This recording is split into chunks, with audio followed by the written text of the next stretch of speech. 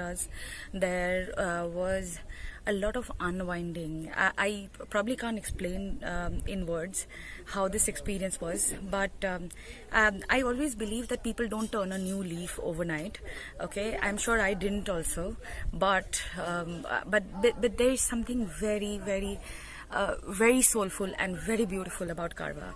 Okay, it gives you a completely new perspective, no force, and everything is voluntary. You just keep flowing with the entire journey, like the name suggests, and you probably become a better version of yourself. You don't change, or you probably don't become a different person. You become a better version of yourself. I feel a lot lighter, about 20 kgs lighter, and I feel a lot better. And I know when I go back, I have fueled myself with a lot of energy, with a lot of positivity to do even better in my life, professional as well as personal.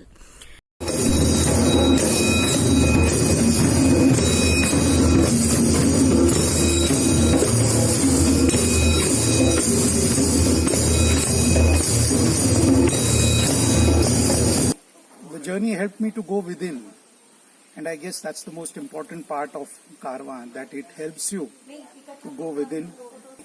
The journey helped me to go